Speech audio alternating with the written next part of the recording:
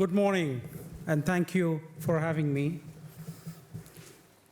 I'll be dwelling a little bit on what we say and what we do. We've already heard some very meaningful thoughts from thought leaders in this space since morning, even yesterday, as to why our actions need to match up to the words that we think represent us, but most often they don't.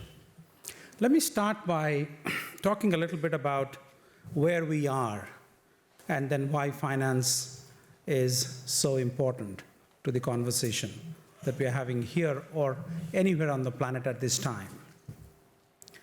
In 2010, as the world started addressing itself more seriously to the challenge of climate change, we put forward the proposition.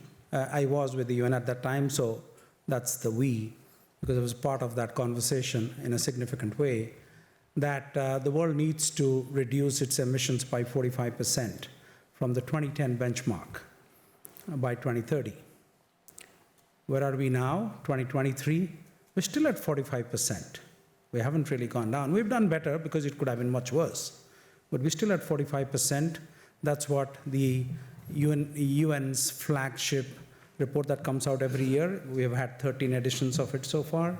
The emissions gap report, which my former organization publishes every year, tells us that we still need to reduce our emissions by the same measure by 2030. We talked about greenwashing. There's this whitewashing that goes on with governments. They promise you numbers that are simply out of whack with reality.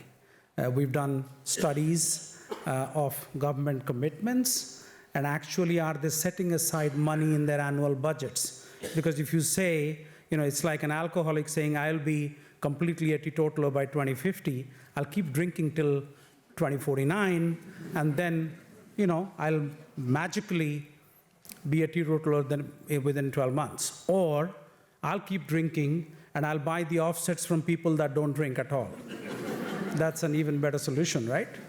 So that's what is going on. So let's not single out the corporate world for greenwashing. There's whitewashing going on with governments, large scale, across the board, all kinds of governments. I was recently interviewed by the Wall Street Journal for a piece they were doing on the subsidy regime and if it aids or hinders progress in terms of climate action. And of course, they were focused on what they were writing, and my point to them was that you're actually looking at the wrong argument. The real argument is this, that while the US wants to be net zero by 2050, so is the European Union, China by 2060, and then of course, Sweden and other countries a little earlier. The challenge is that when you look at countries like India, whose emissions are about 4 billion tons at this time, if you do not do anything there, the rate of growth per decade is about 50%. So at that rate of growth, they will be exceeding what China's emissions are at this time. That's science. These are not speculative numbers. And if you look at the US that has promised 2050 net zero scenario, the US emissions peaked in 1972. EU emissions peaked in the 90s. And both of them, which are significant emitters in their own right, would have had anywhere between 60 to 80 years to go from peak to net zero. India it's nowhere near peaking. So unless we find both the motivation, the intent, and the resources, and that's why finance is extremely important, we can keep talking about it in all these forums, and the reason it doesn't happen is finance does not lend itself to meaningful action. If you look at the global emissions, forget reducing year on year, we're at somewhere around 55 billion tons. If you look at the entire emissions, and of course, if you look at the CO2 emissions just from industry and fossil fuels, that's about 36.8 billion tons. And countries and companies and banks keep promising us fossil fuels are bad for our economy, bad for our health, bad for the planetary stability. But in the last 8 years since Paris Agreement, both governments, if you add the governments and the private sector, the governments have spent about $5 trillion in fossil fuel subsidies. So you can't keep doing the same thing, as Einstein says, is madness, right? You keep doing the same thing and you're expecting a different result.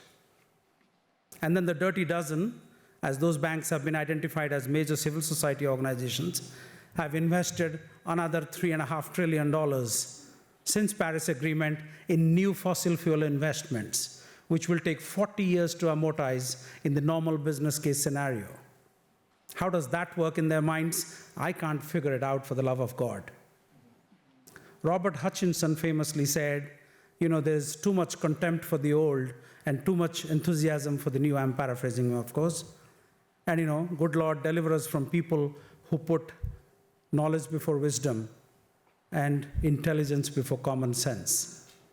That's exactly what is happening right now.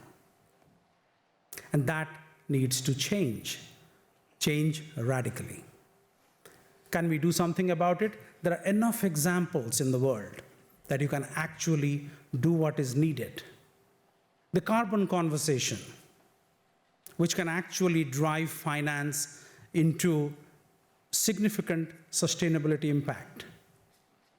Take the example of direct air capture of carbon from the atmosphere. You put these massive vacuum pumps, you pull air in, and then you use a different level of temperature inside, your filters, you capture the CO2 molecules, and then you mix them with water, you push them down volcanic rocks, and they solidify, and then you have captured carbon. It does nothing for anybody, except, of course, pulling that 1 ton of carbon out at the cost of $650 per ton. If you gave the poor farmer across the world, not just the developing world, even if you look at developed countries, the bigger story hides the smaller story, which is that within very developed countries, there are communities in large numbers that are impoverished. The big story about India, everybody talks about India's coming into, itself, and, it's a multi-trillion-dollar economy. There are 800 million people who hardly have a living worth talking about. Yes, there are 600 million that have a living perhaps worth talking about, but that hides the story. If we were able to even get $100 carbon value to the farmers that are doing natural farming that I was talking about, these women farmers in the state of Andhra Pradesh, they will change the world to a level we can't even imagine.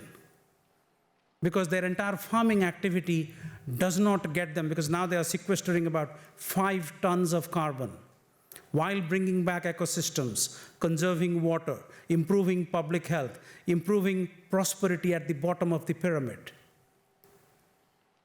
We don't need to spend $650 to pull out a ton of carbon and say, oh, this technology works. If it really worked, by 2050, we should be able to do that at $100 from the $650 now. And actually, some very wise and wealthy people have already put billions of dollars into that company called Climeworks. More power to them. I have nothing against technology. I love it if they can do what is needed. But at this time, if we can put $100 per ton of carbon, which is the EU ETS price anyway, is more than $100, right now to the farmers across the planet, say you do the right thing, you shun agrochemicals, you shun cancer-inducing pesticides, and you do what is good. And actually the Global Alliance for the Future of Food, which is one of the world's leading think tanks on food systems transition, did a 2-year flagship study. They published the report last month. If you Google it, you'll find it. The farmer incomes have gone up by 49%, much to the dismay of the fertilizer lobby. Yields have gone up by 11%, consistently over a period of time. Public health improvements are exponential. Poor people are finally getting to eat what they produce because now it's being produced in mass quantities in 1 million hectares of land. And these are small holders. And they're willing to change. But we need to drive finance into what is right. Ecosystems are healing. Birds and bees are nesting in agricultural fields. So every time you think about what is it you can do as a change agent, look at these possibilities. Not just, what is easy. Because unfortunately, maybe what is easy was worth trying 30 years ago. Not anymore. We're running out of time. And then different numbers are thrown around, People say, we were headed to 4% of global warming by the end of the century. A while ago now it's 2.4%. We're not at 2.4%, please. That's a 2021 report that says that if the countries delivered on their promises, then we are headed to 2.4 by the end of the century. There is zero evidence that the countries are doing what they are promising. And then they tabulate the numbers of the industry. Those of you that are at the forefront of that march against the challenge of climate change, they pick up your numbers and then they make it up a country number. Yeah, no, this is happening and that is happening. That's not really national efforts. We don't look at the ecosystem as the web of life it is, that unraveling one strand literally unravels the entire web of life. We look at the entire 8 million species, including ourselves, but we exclude ourselves in that imagination that every other species exists to serve our interests.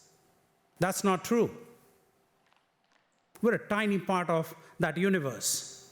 But yes, of course, we have found a way to climb to the top of that conversation, and then we have enslaved every species to our whims and fancies. It doesn't work. In the short term, everything works, because you can hide the real story behind the short-term gains. And that's why finance is crucial. And I'll end by talking a little bit about finance, why it is crucial. Finance started with purpose, actually. If you look at 100, 200, 300 years ago, when banking started becoming mainstream, it was about community banks, It was about doing something with a purpose. People came together, put their savings into a common pot, then you could build community facilities and all. Now we do these papers, these notes, You might have one house, and then 20 people have mortgaged it to each other. And then when the whole thing comes collapsing, there's really one house at the end of the day. Even if the investment or reinvestments are 20 times the value of the same house. That you can't do with nature. In nature, everything exists within a range of tolerance. As human beings, we know 98.6 degrees Fahrenheit to 108.8 degrees Fahrenheit. That's our range of tolerance. You breach those barriers of body temperature, you die. No exceptions to that rule. Same with the species, same with trees, same with ecosystems. Beyond a certain point, it does not work. Those are the laws of physics. Many years ago, there was a very famous US president who said famously that there is no negotiating with the American way of life. There's also no negotiating with the laws of physics. While rhetoric works for a voting audience, rhetoric doesn't work for the laws of physics. And that's what we need to wake up to. And know that finance had a purpose, finance has a purpose. We can actually use it by being mindful, by being creative, and then coming up with ideas that can really drive the transition we need today, not in 10 years, not in 20 years, not by the turn of the century. Because once the web of life unravels, as it has now, there's no turning the clock back. And that is why it would be tremendous that if each one of you, as you step back to your everyday life, every decision you make, if you could just spare a thought for everything that has brought to where we are today. We claim to be an intelligent species. We are too intelligent for our own good. To stop and think, what can I do differently? Can I be just that lone voice in the room? Sustainability, what we do to sustainability is what we've done to women for millennia. And then we say, oh, gender balance is important. Let's get a few women in the room. I know what she was talking about in the previous session. This is exactly what we're doing with sustainability. For those of you that are chief sustainability officers, you know it. You have no voice. It's changing a little bit. Otherwise, it was a nice thing to have. Other than respecting women for their nuanced understanding of things, their diligence, their ability to nurture, their ability to multitask, that's not why we like women in the room. It's a showcase. Get a few women in the room. That's what we've done to sustainability. Get a few sustainability experts in the room and let them never speak. But that's uncomfortable. It'll work if we hire sustainability officers for what they have to offer, for what they bring to the table to challenge established thinking. And that's the kind of mind shift we need to do before we can really engineer a paradigm shift. And the time is now. Thank you.